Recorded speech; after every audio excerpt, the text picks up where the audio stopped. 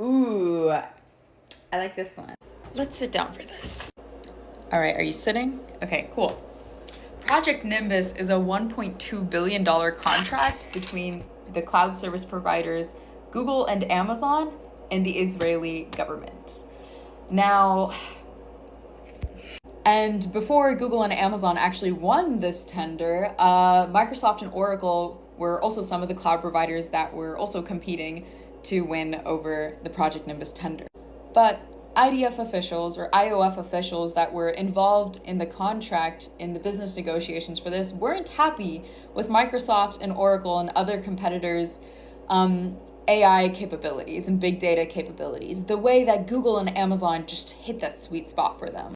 Now, what are these capabilities? It includes object tracking, facial recognition, sentiment analysis. So object tracking, like being able to identify objects that might be moving around a screen, sentiment analysis, being able to identify the expressions on a certain person, and of course facial recognition, storing data on people's faces so that you can illegally surveil them. Keep in mind, AI is already very unfleshed out. AI is not the solution to security, and we already know that whatever's happening in occupied Palestine is not a security issue. So already the idea of AI being used at this scale should be a red flag, but we already have ideas on how these object tracking, facial recognition, sentiment analysis, other big data capabilities are being used by Israel on Palestinians in the occupied West Bank and in the current genocide in Gaza. In the occupied West Bank, the IOF, an Israeli state, uses projects like Mabat 2000, which is a license plate reader tech, which involves like a system of a disgusting amount of surveillance cameras at every turn of the corner around Palestinian neighborhoods, which is used to detect license plates of Palestinian civilians, which is actually why if you hear a lot about like the kidnapping of civilians, of families that go missing and are held in illegal detention by the IOF in Palestine, a lot of times they are kidnapped from their cars because of technologies like Mabat 2000. The IOF also uses a tech stack or a package called Wolfpack. Wolfpack creates like an end-to-end solution problem on how to surveil and store data on Palestinians in the West Bank. It involves a gamified process where IOF soldiers are incentivized to take pictures of random Palestinian faces. There are maybe I'll post this later, but there are like literal pictures of them pulling aside children, taking pictures of their faces, logging in their data about where they live, who they are, their name, their family members, where they work, and just like all that invasive shit illegally without consent. And IOF soldiers are rewarded. They compete against each other on who can collect the most data on innocent Palestinians. And as recent as August, we have confirmation on how Project Nimbus and cloud service providers are being used in the current genocide in Gaza.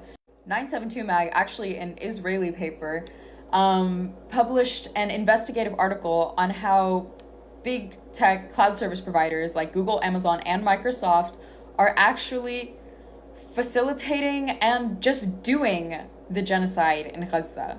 There are quotes by Israeli officials thanking Amazon, Google, and Microsoft for being able to scale their genocide carpet bombing abilities in a matter of minutes and a matter of seconds. Quickly in October, the IOF found that their current systems were not scaling to the amount of Palestinians that they needed to be cleansing from the Gaza region. So they turned to cloud service providers where you can buy hundreds and thousands of servers in a couple seconds. What this means is you have more space to store a lot of data. Now, the IOF may have had their own machines, but now they can just turn to Google, Amazon, or Microsoft and buy a lot of virtual machines that they can rent out and store data of Palestinians and their combatants and whatever they're doing in Gaza on. Now, they claim that there's no sensitive data on this.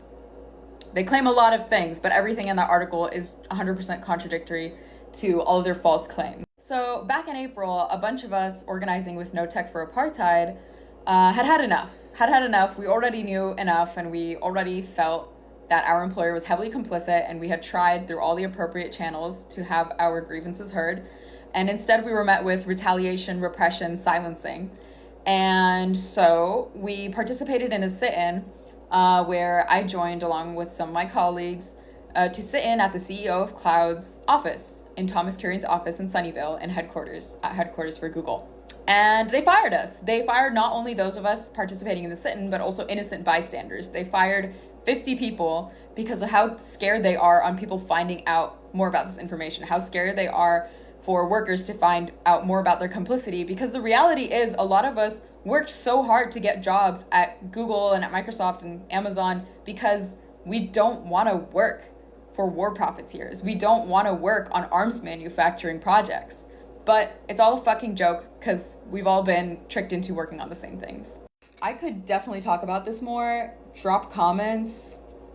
I would love to yap about this more. I think I've always felt like I didn't quite know how to talk about this on TikTok, though I've spoken about this publicly.